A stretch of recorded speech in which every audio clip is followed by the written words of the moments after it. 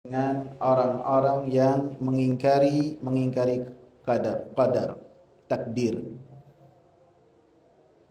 Sebelumnya kita membahas pada pertemuan yang lalu 4 tahapan, 4 unsur yang berkaitan dengan keimanan dengan takdir. Yang pertama adalah apa? Al-ilmu. Allah mengetahui. Yang kedua, menulis, mencatat di Al-Lauhul Mahfuz.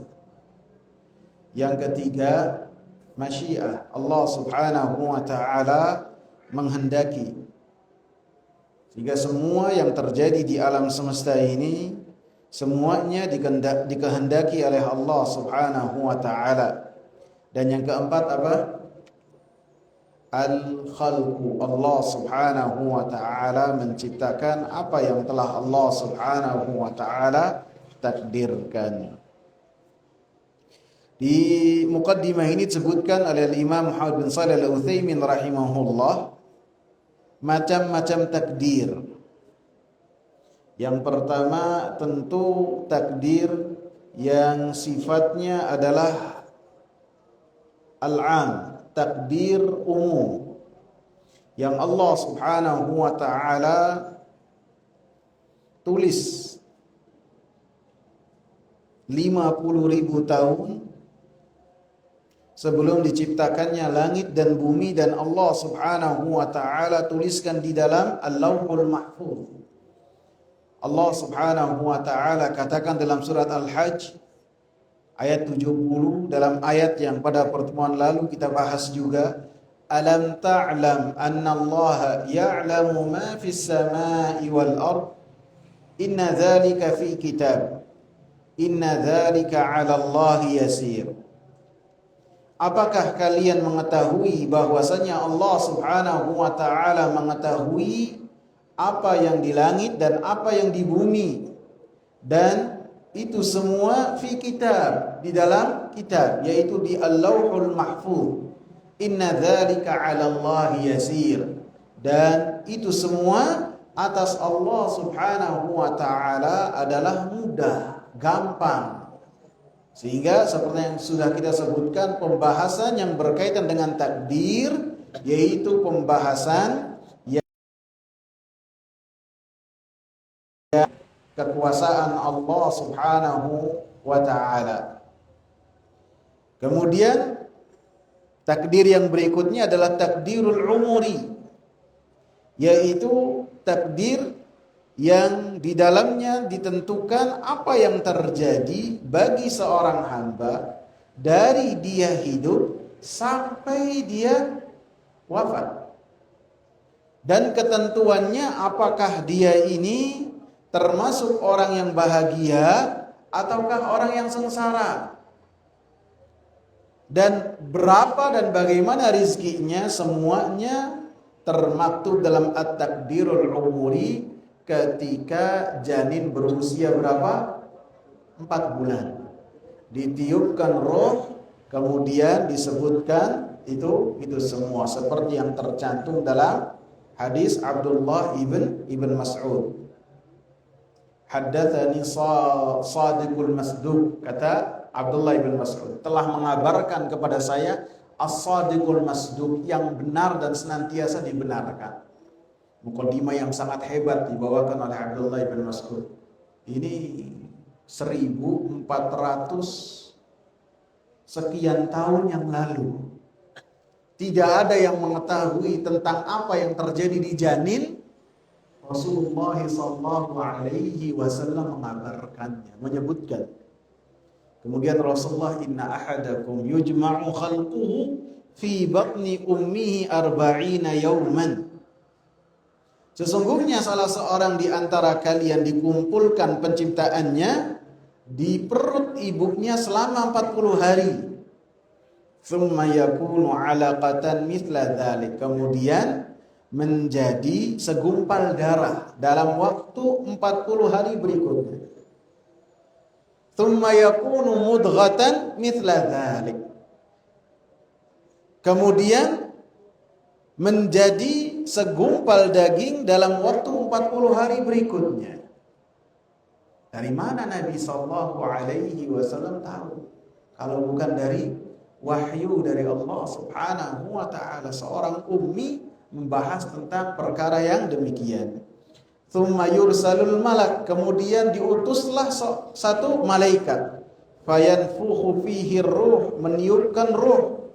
Wa yu'maru bi arba'i kalimat, kemudian diperintahkan untuk mencatat 4 hal.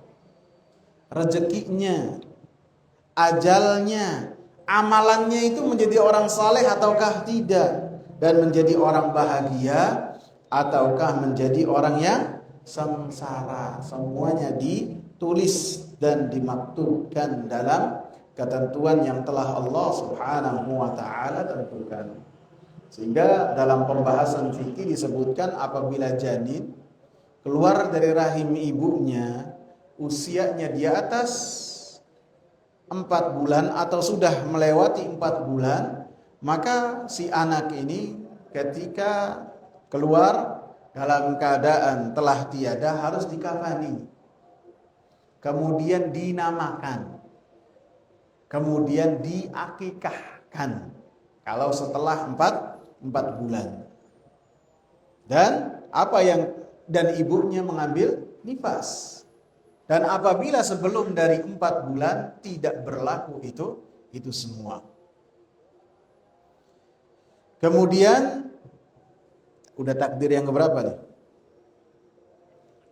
Kedua ya. Yang ketiga, takdirus sanawi, takdir yang terjadi setiap tahun. Siapa yang haji, siapa yang akan menikah, siapa yang mendapatkan anak, siapa yang mati. Ditentukan itu semua. Dan ini terjadi di malam Lailatul Qadar.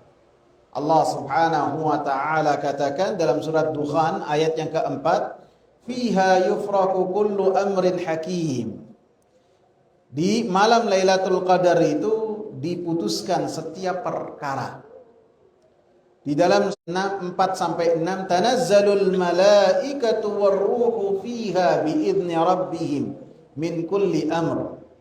Salamun hiya hatta matla'il fajr. Para malaikat turun dan malaikat Jibril berkaitan dengan pembagian takdir yang disebutkan oleh para ulama. Ada yang sebagian membaginya 4, ada sebagian yang membaginya 3. Kemudian dibawakan oleh Imam Muhammad bin Shalih Al-Utsaimin rahimahullah, apakah keimanan terhadap takdir itu menjadikan seseorang tidak berikhtiar?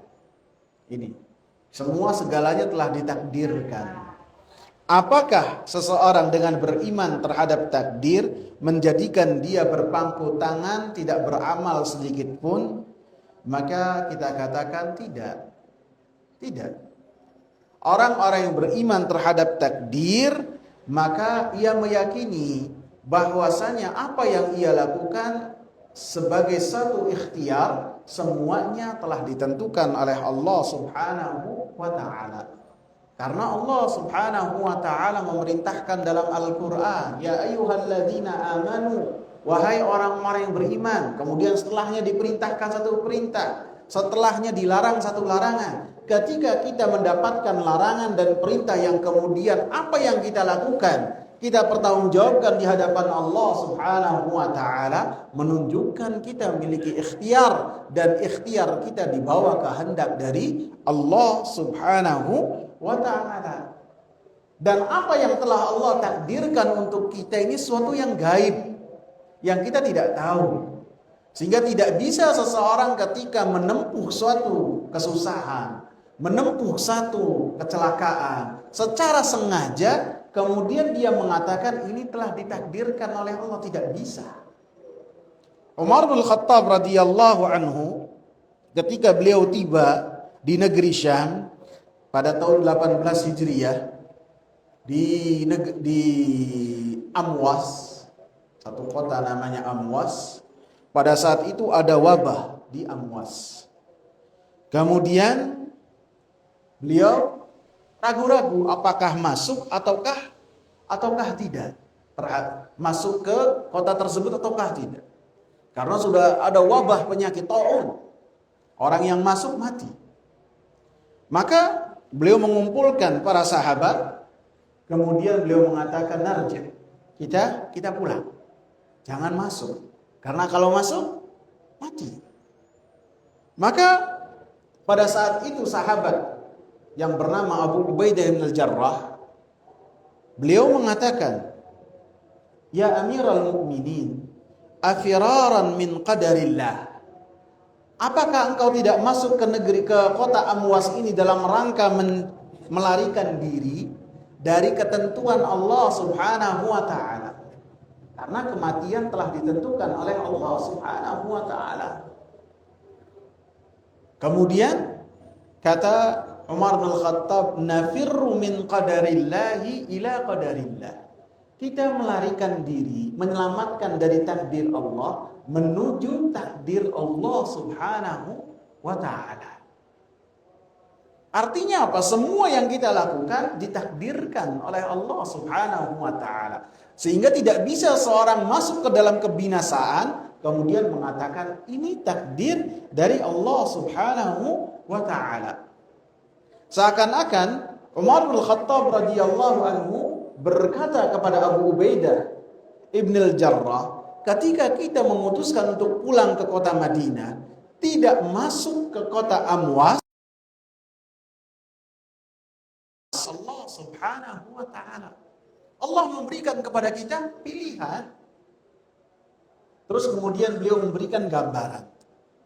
Ketika engkau memiliki gembalaan, engkau dapati di satu lembah itu satu sisi sangatlah subur rumputnya. Di sisi yang lain ada rumput bisa jadi sedikit ataupun rumputnya rusak. Apa yang kau lakukan? Maka kata Abu Ubaidah, saya akan membawa gembalaan saya untuk lebih memilih ke rumput-rumput yang segar dan baik untuk kesehatan hewan-hewan yang saya gembala. Maka kata Umar bin Khattab radhiyallahu anhu, in ra'aital khasbata fa biqadarillah. Ketika engkau menggiring gembalaan kamu ke rumput yang hijau lagi segar, itu dengan ketentuan Allah. Dan ketika engkau menggiring ke rumput yang jelek, itu pun dengan ketentuan dari Allah Subhanahu wa taala. Paham antum apa yang dijelaskan oleh Umar bin Khattab? Ketika kita beriman terhadap takdir, bukan berarti kita ini berpangku tangan kemudian menyerahkan diri kita dan tidak melakukan apa-apa. Harus berusaha. Harus berusaha. Sehingga ketika beliau mendengar ada wabah di satu negeri yang apabila seorang masuk ke dalamnya maka akan binasa, maka beliau mengumpulkan para sahabat dan memutuskan kita pulang, tidak masuk ke kota tersebut. Sehingga ketika Abu Ubaidah bin Al-Jarrah membantah, beliau beradu argumen dengan Abu Ubaidah bin Al-Jarrah, menunjukkan bahwasanya para sahabat ilmunya itu berkurang lebih, tidak semuanya sama. Ada yang tahu dan ada yang lebih mengetahui. Ada yang ahli agama, ada yang ahli berperang. Sehingga apa yang diketahui oleh Umar bin Khattab dan dipahami oleh Umar bin Khattab bisa jadi belum sampai ke dalamnya Abu Ubaidah ibn al-Jarrah dengan kedudukan yang tinggi yang Abu Ubaidah ibn al-Jarrah miliki. Rasulullah katakan aminu hadhil ummah, orang yang sangat terpercaya dari umat ini. Sehingga Umar bin Khattab mengatakan, apabila Abu Ubaidah bin Al-Jarrah masih hidup, maka akan saya pilih dia untuk menjadi pengganti beliau setelah beliau ditusuk oleh Abu Lu'lu' Al-Majusi. Akan tapi Abu Ubaidah bin Al-Jarrah wafat pada wabah taun tersebut pada tahun 18 Hijriah. Ketika Umar memutuskan untuk pulang, maka sahabat yang mulia Abdurrahman ibn Auf yang pada saat itu tidak hadir dalam diskusi bersama dengan para sahabat, bersama dengan Umar, mengabarkan bahwasanya beliau mendengar dari Rasulullah yang berkaitan dengan taun, dengan wabah. Apabila kalian di dalamnya maka jangan keluar, dan apabila kalian di luar dari kota tersebut maka jangan masuk. Ini prinsip kesehatan yang berkaitan dengan isolasi kalian. Yang bagi orang yang terkena wabah jangan keluar, dan bagi orang yang di luar jangan masuk. Sebelum orang-orang barat mengetahui tentang hal tersebut, Rasulullah sallallahu alaihi wasallam mengabarkan tentang itu semua. Kemudian apakah dengan pembahasan yang berkaitan dengan hal ini? Jadi Al-Imam Muhammad bin Shalih Al-Utsaimin rahimahullah dalam muqaddimah ini membawakan satu pertanyaan dan kemudian beliau jawab sendiri. Beliau mengatakan apabila pembahasannya demikian, apakah boleh seseorang yang bermaksiat kepada Allah Subhanahu wa taala kemudian ketika melakukan maksiat mencari uzur, mencari alasan bahwasanya maksiat yang telah dia lakukan dengan ketentuan dari Allah Subhanahu wa taala telah ditakdirkan oleh Allah. Boleh apakah tidak? Maka beliau menjawab bahwasanya ketika seorang yang bermaksiat kemudian menjadikan takdir sebagai alasan, maka ini adalah alasan yang batil. Bisa dilihat, kata beliau, dari sisi dalil dan dari sisi logika. Beliau mengatakan, adapun dari sisi dalil, beliau membawakan surat Al-An'am ayat 148.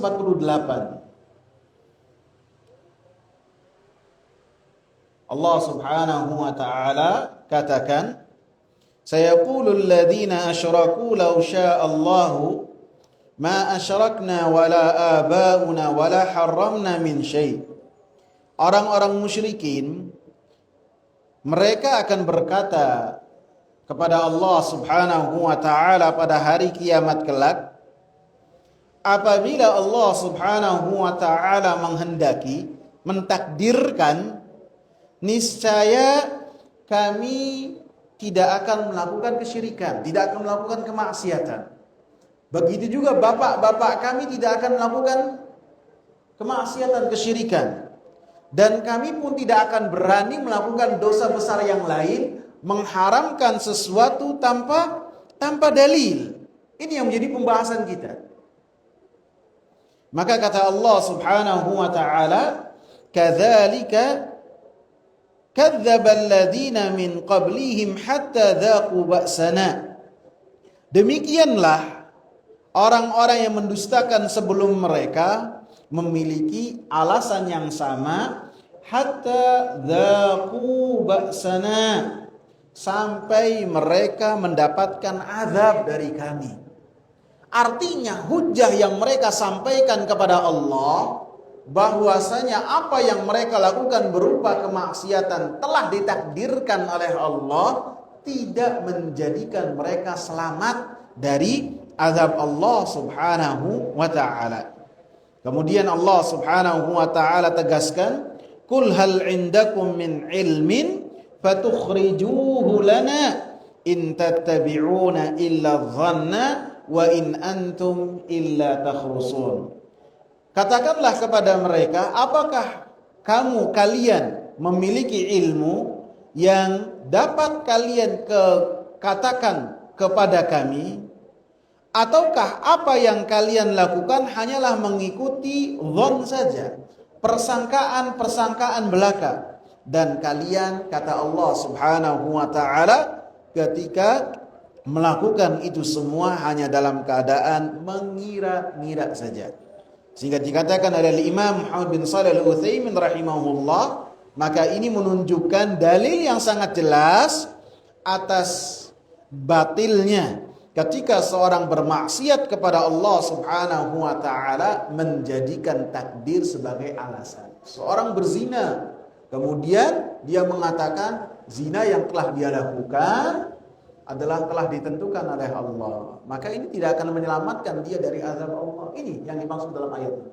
Seorang melakukan kesyirikan, kemudian dia berkata, apa yang saya lakukan telah ditentukan oleh Allah, maka apa yang dia katakan pun tidak akan menyelamatkan dia dari azab Allah Subhanahu wa taala, baik di dunia ataupun di akhirat. Ayat yang kedua yang dibawakan oleh penulis surat An-Nisa ayat 165. Allah katakan, rusulan mubashirina wa mundhirina lialla yakuna linnasi 'ala Allahi hujjatun ba'da rusul.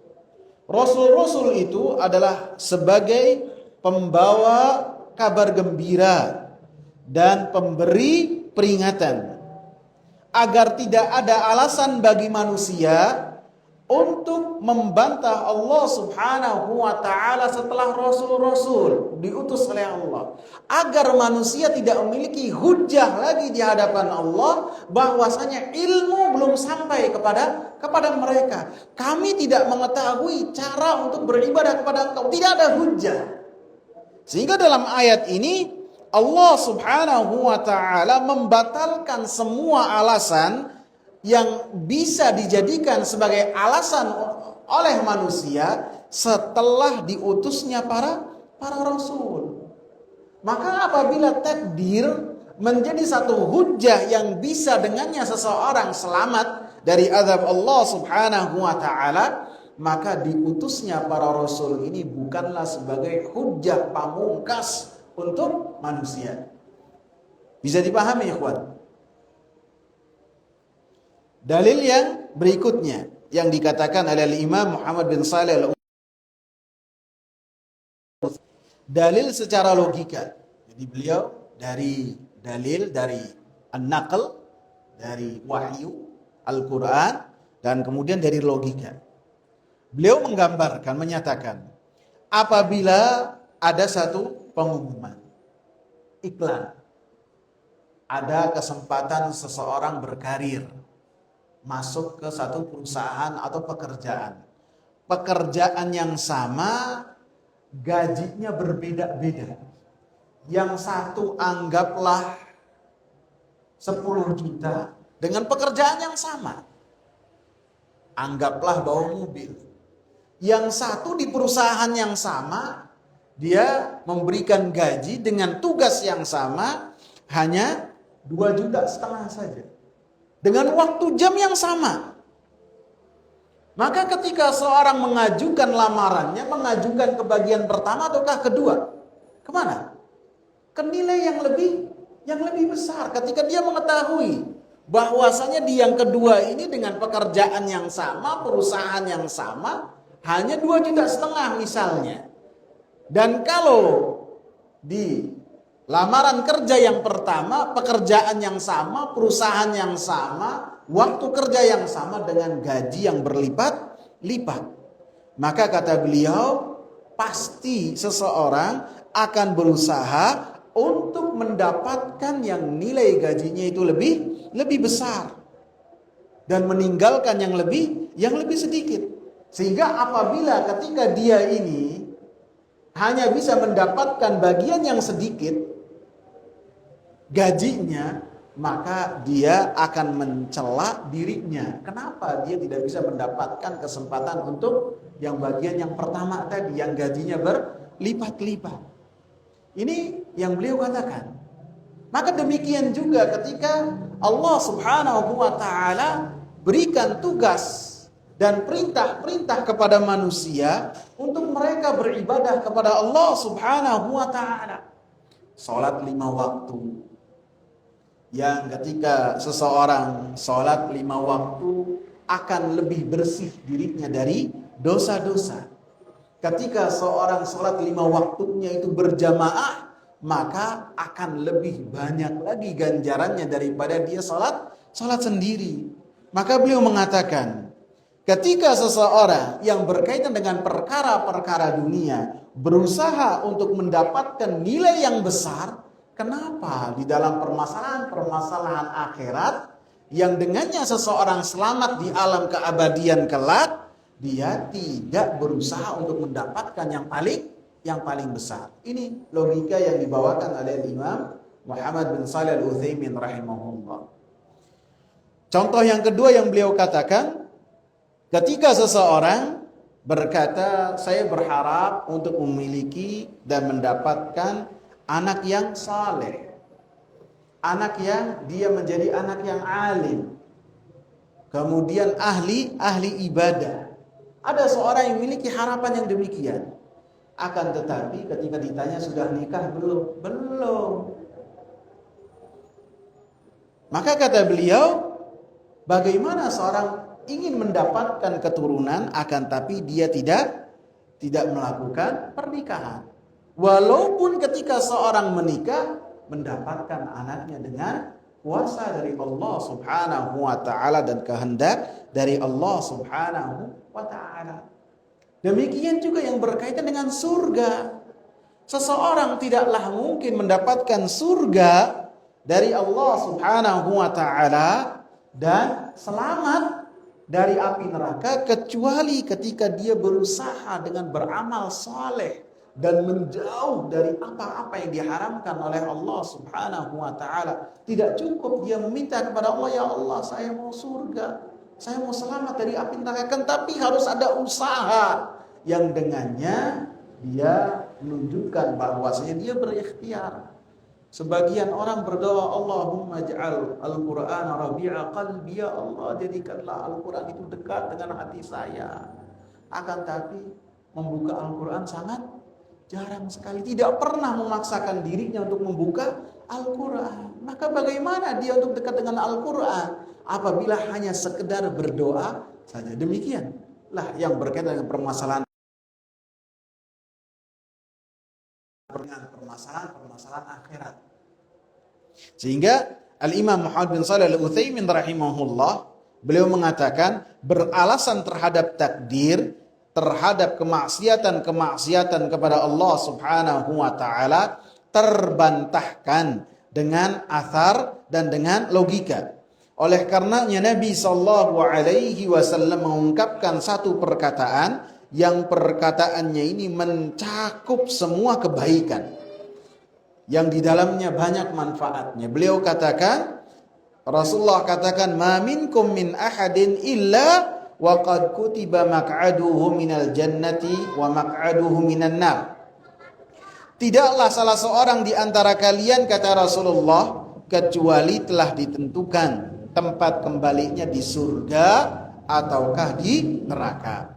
Maka para sahabat bertanya, wahai Rasulullah, apabila telah ditentukan semua tempat kembali kita, buat apa beramal? Apakah berarti kita ini meninggalkan amalan dan kita berpangku tangan saja? Ini. Jadi apa yang ada di kepala kita ini sudah diwakilkan oleh para sahabat bertanya langsung kepada Rasulullah sallallahu alaihi wasallam. Maka Rasulullah katakan, tidak boleh meninggalkan amalan, tidak boleh. I'malu, beramallah kalian. Fakullun muyassarun lima khuliqa lahu. Setiap dari kita itu akan dimudahkan dengan apa yang telah diciptakan oleh Allah Subhanahu wa taala baginya. Orang-orang yang telah Allah Subhanahu wa taala tentukan dia masuk surga, maka Allah mudahkan dia untuk melakukan kebaikan dan sebaliknya. Jadi orang-orang yang beriman terhadap takdir tidak pernah beralasan dengan takdir ketika melakukan kemaksiatan. Mereka bersegera untuk bertaubat kepada Allah Subhanahu wa taala apabila kaki-kaki mereka tergelincir ke dalam jebakan-jebakan yang telah ditaruh oleh syaitan di seluruh aspek kehidupan kita. Tidak beralasan, akan tapi langsung kembali kepada Allah, bertaubat terhadap apa yang telah mereka lakukan, dan Allah Subhanahu wa taala memberikan ampunan terhadap semua yang dilakukan oleh hamba-hambanya ketika mereka kembali kepada Allah Subhanahu wa taala. Kemudian dikatakan oleh Imam Muhammad bin Shalih Al-Utsaimin rahimahullah, beriman terhadap takdir memiliki beberapa pelajaran, memiliki beberapa faedah. Yang pertama, beliau mengatakan annahu min tamami tauhidir rububiyah, bahwasanya beriman terhadap takdir ini termasuk kesempurnaan tauhid rububiyah seseorang. Apabila tidak percaya terhadap takdir, maka dia tidak percaya dan tidak beriman bahwasanya Allah lah yang mengurusi alam semesta ini, yang mengatur alam semesta ini. Yang kedua, pelajaran yang kedua, annahu yujibu sidqal i'timad 'ala Allah azza wa jalla. Bahwasanya beriman terhadap takdir menjadikan seseorang benar-benar bertawakal dan bersandar kepada Allah Subhanahu wa taala. Karena ketika seorang mengetahui bahwasanya segala sesuatu dengan takdir dari Allah, maka dia benar-benar bertawakal kepada Allah Subhanahu wa taala. Yang ketiga, menjadikan seseorang tenang dalam setiap keadaan. Karena apa yang menimpa dirinya ini telah ditentukan oleh Allah Subhanahu wa taala. Dan apa-apa yang terlewat untuknya maka telah ditentukan oleh Allah Subhanahu wa taala, walaupun setiap dari kita berusaha untuk mendapatkan apa yang dia inginkan. Akan tapi apa yang dia harapkan bisa jadi didapat oleh orang lain yang bisa jadi orang tersebut tidak berusaha. Sehingga ketika hal ini dia lihat, bukan menjadi dia mendengki, bukan menjadi dia ini marah, bukan menjadi dia ini hasad, tidak. Dia ingat ini semua telah ditentukan oleh Allah Subhanahu wa taala. Yang keberapa? Keempat, ketika seorang beriman terhadap takdir menjadikan orang tersebut kagum dengan amalan yang telah dia lakukan. Karena amalan yang telah dia lakukan, beribadah kepada Allah Subhanahu wa taala, itu murni karunia dari Allah Subhanahu wa taala, dan itu telah ditentukan oleh Allah Subhanahu wa ta'ala. Fadlan minallahi wa rahmah, kata Allah. Itu semua keutamaan yang Allah Subhanahu wa ta'ala berikan kepada kita. Sehingga ketika seorang mendapati hal tersebut, menjadikan apa yang dia lakukan, apa yang ia lakukan, apa yang ia miliki, tidak menjadikan dia pongah dan sombong, akan tapi ia kembalikan keutamaan itu semua kepada Allah Subhanahu wa ta'ala. Dalam surat Al-Hadid Allah Subhanahu wa ta'ala katakan, "Ma asaba min musibatin fil ardi wala fi anfusikum illa fi kitabin min qabli an nabra'aha inna dzalika 'ala Allahi yasir." Al-Hadid ayat 22. Dan tidaklah ada yang menimpa satu dari musibah di bumi ataupun di diri-diri kalian, tidaklah ada yang menimpa diri kalian kecuali telah ditentukan oleh Allah Subhanahu wa ta'ala sebelum kami menciptakan langit 7 lapis dan bumi 7 lapis.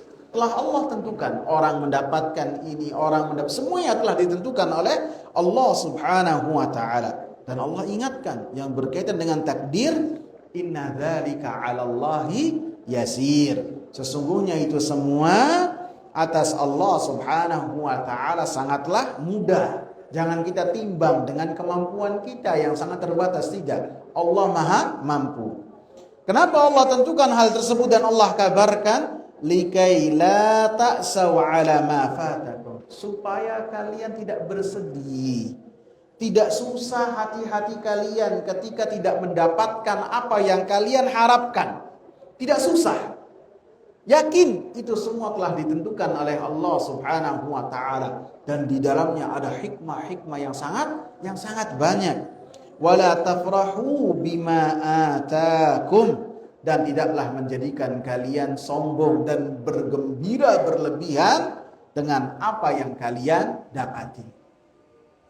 Jadi benar-benar ketika seorang dalam kemudahan dia bersyukur, ketika dalam kesusahan bersabar. Sehingga Rasulullah katakan, ajaban li amril mu'min. Sungguh menakjubkan perkara orang-orang yang beriman.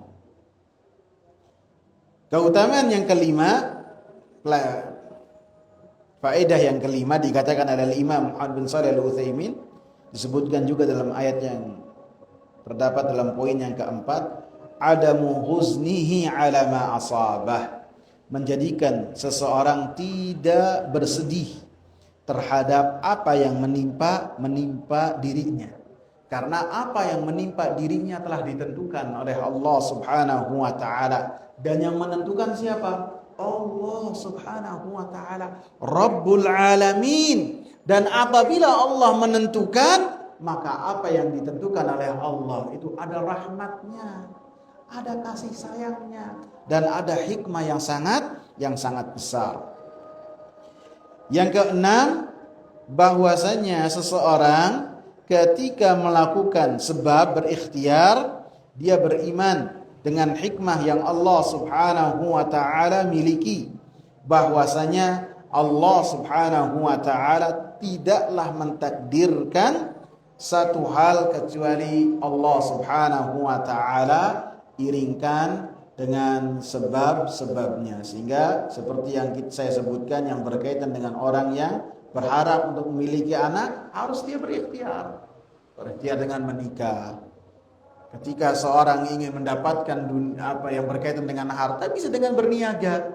I'malu, kata Rasulullah, beramallah. Habis ya waktunya ya. Padahal masih ada satu poin lagi yang belum saya bahas, yaitu tentang kenapa kita membahas tentang takdir secara lebih mendalam. Saya cukupkan saja. Semoga bermanfaat. Ada yang ditanyakan? Cukup ya? Subhanakallahumma astaghfiruka wa atubu ilaik. Assalamu alaikum warahmatullahi wabarakatuh.